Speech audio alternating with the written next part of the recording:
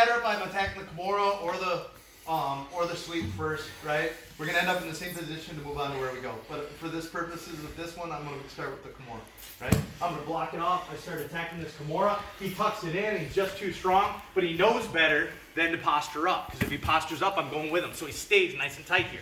Okay? I'm gonna take that arm that's wrapped into his wrist. I'm gonna wipe his back, and I'm gonna tuck my arm around his neck. Okay? Now I'm gonna use my legs to switch my hips to bring my hand into my belly button. Now this hand should be free to grab my blade, right? I lock my guard, I extend my hips as I lift my outside elbow to finish the guillotine here. Okay, so when I wrap around the neck, boom, I grab the blade of that hand, my left elbow is coming to the sky as I extend. I don't want my hands to drop. If I extend my legs but my hands end up down by my belt, it didn't get any tighter. Cool? I want to get those hands locked, right? Try to pinch your nipple if you can, right? My hands stay up nice and high. Okay, I'm just squeezing, I'm not even pulling yet. I'm not extending my legs and he's already thinking about tapping, right? So as soon as everything's in place, I extend my legs and it should be a pretty quick tap. Woo, you good? Oh, perfect. I'm dizzy and I'm ready to go down. You get the good bane action on the bald head, right? Now, one other little detail here. As I'm coming over the back, I'm not just reaching around his neck. You see how high my shoulder is?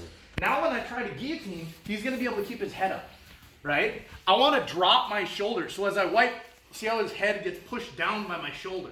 Then I wrap that hand in, right? So it's already in the center of my chest and I switch my hips. It's gonna be much tighter. Remember, the guillotine is done because you're curling their neck around your arm, right? I'm not trying to pull his head off, okay? I'm curling his neck around my arm and then cutting off the blood on the side. Cool? So that whenever you're pulling up his elbow, is this arm staying there? I'm pulling through. Yep, I'm pulling through. And I'm on that hip, remember. So when I pull through, it's actually pulling that forearm into the side of your neck. In this case, his is you, but yeah, boom, yep. So I'm not trying to get all the way underneath elbow deep. Yeah. If you can, longer arm people on shorter neck people or smaller neck people, you might be able to get that front naked choke, but we'll deal with that at another day. Right now we're just trying to get that guillotine grip. I don't care if their arm is in or the arm is out, okay? There are goods and bads to both. Right? With the arm in, you're going to have more control of them, but they're going to have their shoulder to help defend. With the arm out, their defense is easier to go over the shoulder and get the butt up, right? But it's a much more powerful choke, right? So you're going to have to decide what works best for you. I usually like to go arm in, but for the purposes of demonstration, I'm going arm out. Cool? There's a lot of words. Just say that a little more. Yeah, you can just hear you good.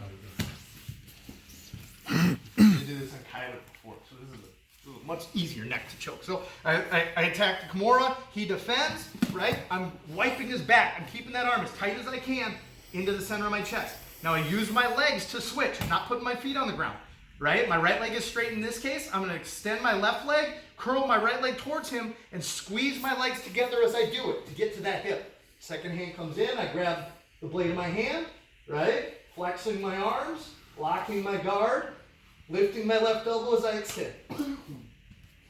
If they cough afterward, it's a good thing. 1, 2, 3.